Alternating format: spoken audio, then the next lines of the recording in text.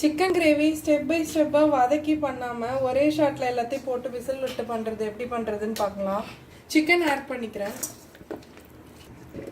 உருளைக்கிழங்கு இந்த மாதிரி அரிஞ்சு ஆட் பண்ணிக்கிறேன். பலாப்பழம் சீட்ஸ் இந்த மாதிரி எடுத்து தோல் உரிச்சிட்டு அரிஞ்சு ஆட் பண்ணிக்கிறேன். பலாப்பழம் எல்லாமே இந்த மாதிரி செய்யலாமா? செய்யலாம்.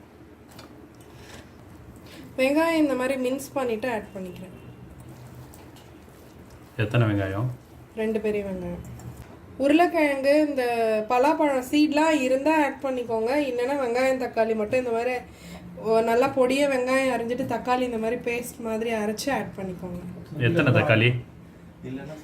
4 தக்காளி. மஞ்சள் தூள் 1 ஸ்பூன்,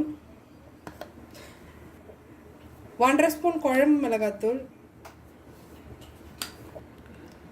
கரம் மசாலா 1/2 ஸ்பூன், உப்பு தேவையான அளவு ஆட் பண்ணிக்கோங்க. கோகோனட் பேஸ்ட் இந்த மாதிரி அரைச்சி வச்சுருக்கேன். 1/2 மூடி தேங்காவை பத்தையாக எடுத்து அது கூட கேஷ்யூ, பெருஞ்சீரகம், கசகசா இதெல்லாம் ஆட் பண்ணி பேஸ்ட் மாதிரி அரைச்சி வச்சுக்கிறேன். அதை ஆட் பண்ணிக்கிறேன். இந்த மிக்ஸி ஜார்லேயே எக்ஸ்ட்ரா தண்ணி கொஞ்சம் ஆட் பண்ணி குழம்புக்கு எவ்வளோ தண்ணி தேவையோ அது இதில் ஆட் பண்ணிக்கிறேன்.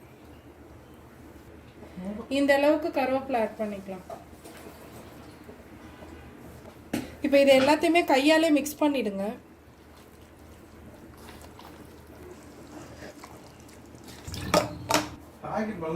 கர்ட் ஆட் பண்ணிக்கிறேன். 2 ஸ்பூன். ஒரு ஹீப்டு ஸ்பூன் இஞ்சி பூண்டு விழுது. இது எல்லாத்தையுமே இப்போ நல்லா மிக்ஸ் பண்ணிவிட்டு குக்கரில் போட்டு ஒரு 2 விசில் விட்டுக்கலாம்.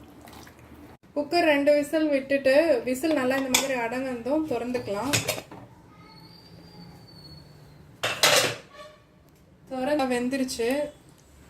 கறி, உருளைக்கிழங்கு எல்லாமே போட்டது எல்லாமே நல்லா வந்துருச்சு. இப்போ இதுக்கு ஒரு தாளிச்சிக்கலாம். இங்கே விசில் அடங்கந்தும் ஓப்பன் பண்ணி பார்த்தா உங்களுக்கு இந்த மாதிரி இருக்கும். குழம்பு நல்லா வெந்துருச்சு. சிக்கன் எல்லாமே நல்லா வெந்துருச்சு. தாளிப்பு கரண்டி தனியாக வச்சு எண்ணெய் 2 ஸ்பூன் போட்டுட்டு 3 பச்சை மிளகா இந்த மாதிரி ஸ்லைஸ் பண்ணது, கொஞ்சம் கருவேப்பிலை இதில் போட்டு தாளித்து எடுத்துக்கலாம். இந்த மாதிரி நல்லா தாளிச்சிட்டு லாஸ்ட்டாக ஆட் பண்ணிக்கலாம் கடைசியாக. இந்த ரெசிபி பார்த்தீங்கன்னா பெருசாக உங்களுக்கு நிறைய டைம் எடுக்காது. பெரிய ப்ராசஸ் இல்லை. நீங்கள் கிச்சன்லேயே நிற்கணும்னு அவசியம் இல்லை. ஜஸ்ட்டு தேவையான எல்லா பொருளையும் 1 பாட்டில் போட்டு விசில் போட்டு லாஸ்ட்டாக கருவேப்பிலை பச்சை மிளகா மட்டும் போட்டு தாளித்து கொட்டினீங்கன்னா அதே நீங்கள் நின்று சமைச்சா கிடைக்கிற டேஸ்ட்டில் உங்களுக்கு ஒரு கறி குழம்பு ரெடி.